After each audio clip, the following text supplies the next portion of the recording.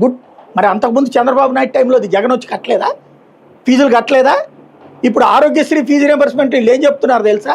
అసలు జగన్ టైంలో మేము కట్టాం, మీరు అసలు అది ప్రస్తావించండి. వాడు ఆలండి కొడుకు చేస్తే మేమెందుకు చేయాలి? మరి అంతకుముందు ఈలండి కొడుకు అని అనలేదా? అప్పుడు తెలుగుదేశం టైంలో కూడా ఫీజు రియంబర్స్మెంట్ ఆరోగ్యశ్రీ బకాయిలు ఉన్నాయి కదా. జగన్ వచ్చాక కట్టాడు కదా ఇవన్నీ. కట్టిన తర్వాతే కదా కొనసాగుతుంది ఆ పథకాలు. ఇక్కడ జగన్ ఏంటి, చంద్రబాబు ఏంటి, వీళ్ళు జేబుల్లో నుంచి ఇస్తున్నారే. మీ ప్రాథమిక విధి అయినటువంటి విద్య వైద్యం నాశనం చేశారు మీరే, కాబట్టి కడుతున్నారు. మీరు కదా కట్టాల్సింది స్కూళ్ళు, మీరు కదా కట్టాల్సింది కాలేజీలు. సుదీర్ఘకాలపాటు అధికారంలో ఉంది ఎవరు? ఉన్నోళ్ళు కట్టక వాటి చివరికి ప్రైవేట్ ప్రోత్సహించారు.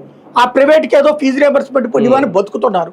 ఇవాళ రోజున తాగు, నువ్వు నీ ఇష్టం వచ్చినట్టు తాగు, డబ్బులు కష్టపడి సంపాదించి తాగి చావు నువ్వు, అంతే తప్పించి నీ బిడ్డలు చదివించబాక, నీ భార్యకి సంబంధించి ఎదగనీబాక, అట్లాగే నీ ఫీజు రియంబర్స్మెంట్ నాశనం చేసుకో, చస్తే నువ్వు చావు, ఆరోగ్యశ్రీ కూడా నీకు లేదు. ఇంతే. ఇదివరకు ఈ తాగి చస్తున్నారని ఆరోగ్యశ్రీ అన్న పనికి వచ్చింది కాదు, ఆ పెద్ద రోగాలకు ఆపరేషన్ అన్న. ఇప్పుడు తాగుతాడు చస్తాడు అంతే. ఎంతమంది తాళ్ళు తెగినాయో మనకు తెలియదు. తర్వాత ఎవడన్నా కాస్త కొత్త స్పృహ ఉన్నటువంటి సామాజిక సేవకుడు ఎవడన్నా ఆ లెక్క తెస్తే ఇదిగో ఇంతమంది వితంతువులు అయ్యారంటే అయ్యోనప్పుడు పుస్తకాలు రాస్తారు మళ్ళీ. అంతే. ఆంధ్రాకి పట్టిన దరిద్రం ఏంటయ్యా అంటే రాజకీయ